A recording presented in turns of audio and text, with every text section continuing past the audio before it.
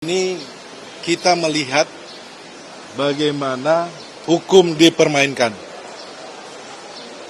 Kami sudah sampaikan kepada pihak KPK untuk menghormati lembaga pengadilan. Pra-peradilan ini diatur di dalam KUHP memberikan ruang kepada tersangka untuk menguji status tersangkanya dan juga memberikan ruang untuk kontrol terhadap due process of law yang tidak sesuai dengan undang-undang. Kita sudah sampaikan bahwa kita minta agar pra-peradilan ini didahulukan. Tetapi yang sebelumnya apa yang kita sudah sampaikan berulang kali, kami menilai bahwa KPK dalam hal ini sengaja untuk menunda karena untuk mempercepat berkas. Teman-teman, di dalam pra-peradilan ini yang sebelumnya, kita sudah uji bersama bahwa bukti yang dihadirkan oleh KPK bukan bukti yang terkait dengan Mas Hasto Kristianto. Ini bukti untuk terdakwa yang lainnya. Kemudian untuk sprindik yang lainnya. Dan ini sudah diuji di dalam persidangan. Kemudian obstruction of justice. Ada kesaksian teman-teman, namanya saudara Tio, di mana dia mendapatkan penekanan atau mendapatkan tekanan-tekanan terkait untuk merubah BAP-nya. Itu sudah terungkap di sidang pra-peradilan sebelumnya.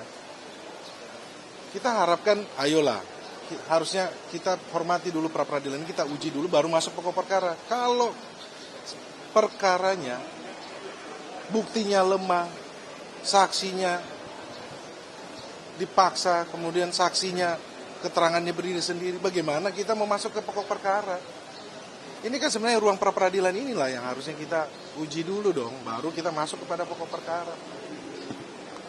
Kemudian juga kita sudah sampaikan, kita minta KPK menghormati hak dari Mas Hasto Kristianto sebagai tersangka untuk menghadirkan saksi fakta. Itu juga pun tidak dikabulkan. Apa yang mau kita harapkan teman-teman dari penegakan hukum yang ada di Indonesia seperti ini? Ini bisa terjadi sama siapa saja.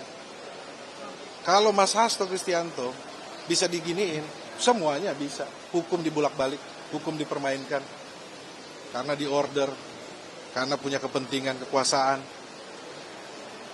Ini yang mau kita harapkan penegakan hukum seperti ini. Kita sebagai Indonesia malu ditonton oleh jutaan mata yang ada di Indonesia dan maupun di luar negeri menilai penegakan hukum kita model seperti ini. Menurut saya ini merupakan catatan buruk terhadap penegakan hukum yang ada di Indonesia. Makasih. Tadi dengan adanya statement dari JPU yang bilang bahwa ada SEMA tadi, kami pikir bahwa sudah ada putusan Mahkamah Konstitusi. Kami tidak mengomentari tersebut, tetapi kami menilai bahwa undang-undang harusnya yang tertinggi menjadi patokan dalam mengambil keputusan. Mungkin jelasnya begini, ya.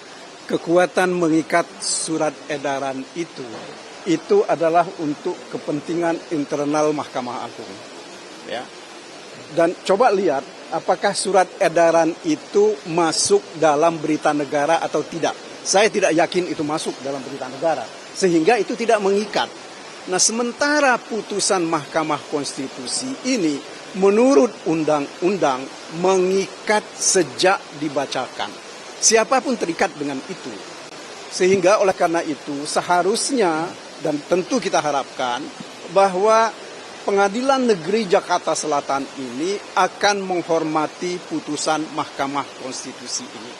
Ya, dalam arti bahwa mereka harus memutus perkara ini dengan mengesampingkan ya apa yang ditetapkan oleh KUHP mengenai kewenangan untuk menggugurkan pra-peradilan.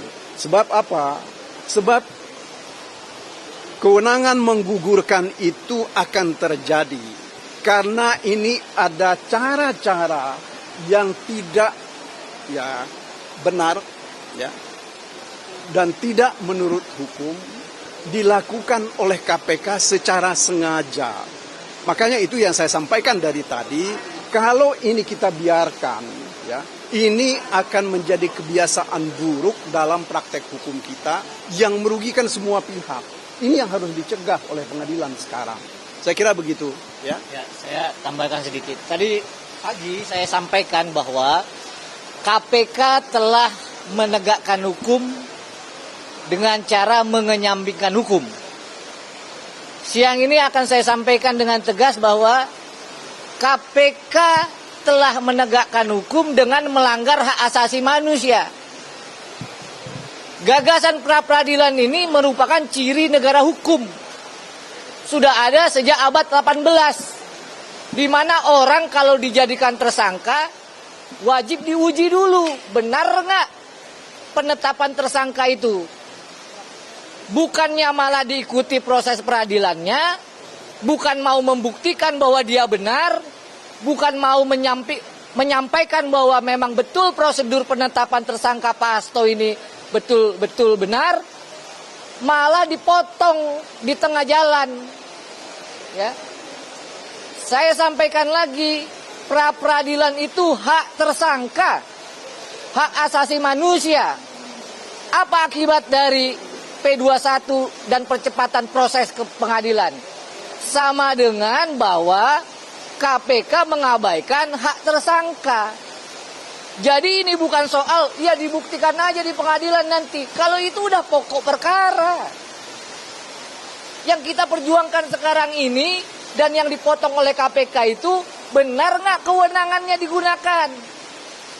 Betul nggak sesuai dengan prosedur? Apakah ada alat bukti permulaan? Ini yang diuji di pra-peradilan. Ya, karena nggak mau diuji, makanya dipercepat. Dilimpahkan ke pengadilan. Apa begini caranya? Itu yang penegakan hukum yang benar apa?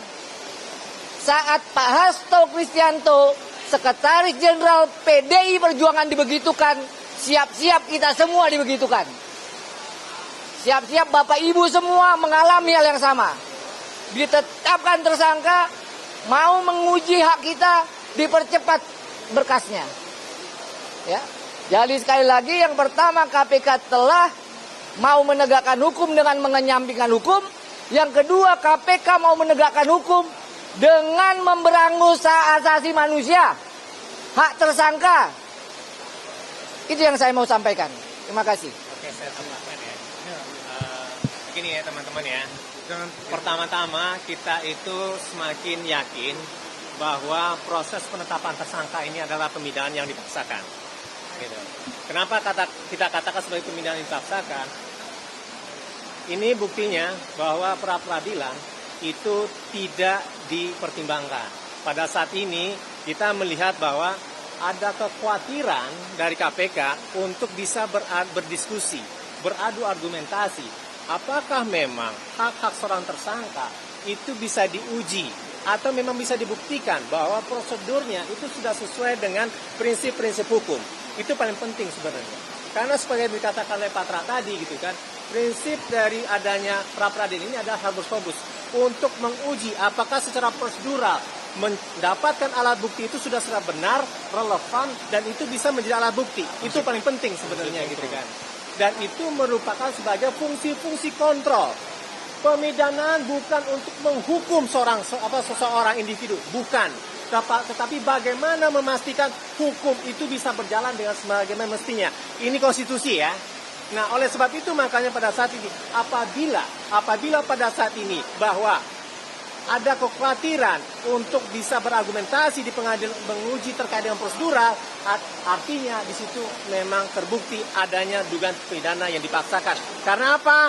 Karena proses dari penetapan tersangka dan kemudian ditahan, dan kemudian setelah itu dilimpahkan, itu sangat cepat sekali. Nah, oleh sebab itu makanya, apa alasan kekhawatiran dari pihak termohon sehingga ini dipercepat? Dan sebenarnya ya, pada saat ini, hakim bisa memutuskan bahwa persidangan itu tidak mesti 7 hari. 7 hari itu adalah paling lama, bukan paling singkat, berdasarkan pasal 82C. Ya artinya kalau bisa kayak gitu 3 hari pun ini bisa dilakukan gitu kan. Dan itu diputuskan terkait dengan ini gitu kan. apabila memang ada itikat untuk menyelesaikan ini dan berargumentasi secara argumentatif bahwa prosedural untuk mendapatkan alat bukti dalam artian bewis puring itu bisa dipenuhi oleh KPK sebagai aparat penhukum untuk menetapkan seseorang menjadi seorang tersangka. Lah itu dikatakan sebagai hak-hak tersangka. Dan inilah dikatakan sebagai prinsip-prinsip fair trial sebagaimana dalam konsep-konsep hak asasi manusia. Itu kira-kira teman-teman. Terima kasih. Download Tribun X sekarang. Menghadirkan lokal menjadi Indonesia.